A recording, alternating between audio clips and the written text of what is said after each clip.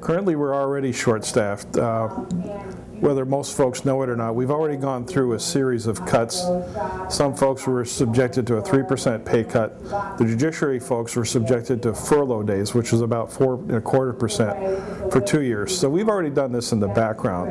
And looking at more stuff coming up is even harder to take. I've been an employee for almost 20 years, and so what we have had cut from us is we've had wages cut, and some of those wage cuts continue for our whole service. You never get back what you've agreed to have cut, and so we're still paying for those cuts we made about 6 years ago. They're never going to come back to us. We've increased our contributions to our retirement account. Our retirement account has always been fully funded. It's the other parts of government that have not. And we are, again, under target for that because it's a healthy. We've made larger contributions to our health care and saved taxpayers' money in that regard. So we have been cut to the bone. Frankly, there are still people working, doing jobs of 3 people because of the sheer number of people we had cut back then. And we can't continue to do that. We can't take away from the people that are trying to get that work done with very limited resources. We've seen some of the fallout of those limited resources, and we don't want those things to happen again.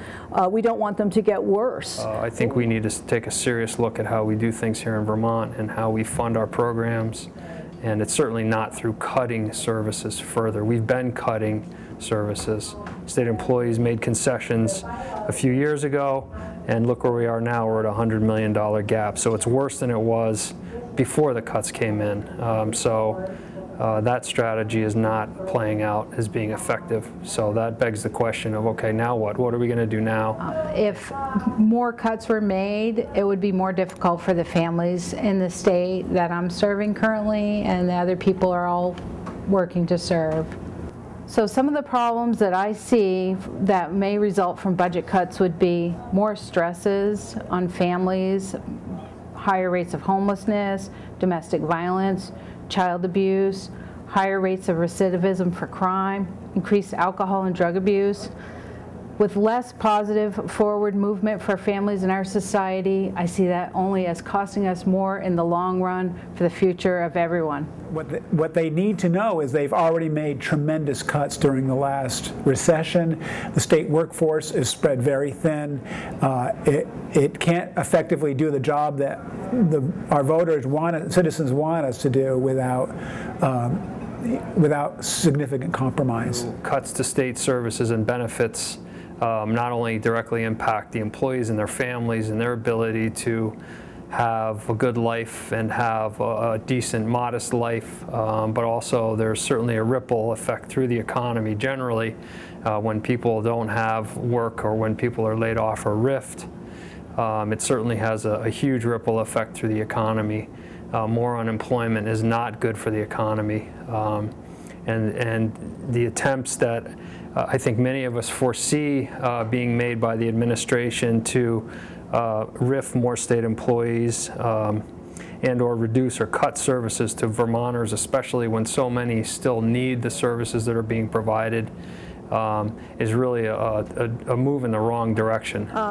There are a lot of services that state employees provide that are vital to everybody in the state. They may not think that they receive state services, but they do. If they drive on the road, they receive state services.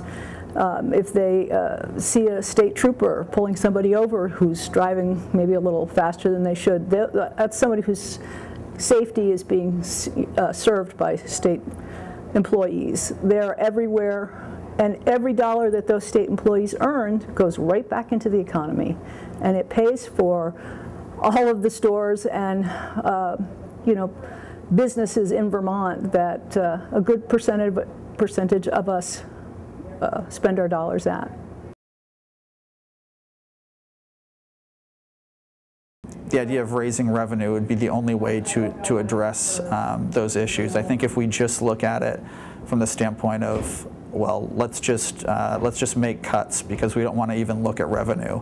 I feel like you've taken half the equation right off the bat. I think the administration, it's really due time now for a serious conversation about ways to raise revenue and ways to help fill that what's now become a very large budget gap, budget deficit of $100 million. Douglas's goal was to destroy state government so that he could say it didn't function and privatize it. That's the way I saw it. Peter Shumlin claims to be the friend of state employees. He claims that he wants the state to function well, yet he is absolutely against doing anything that will ensure that happens.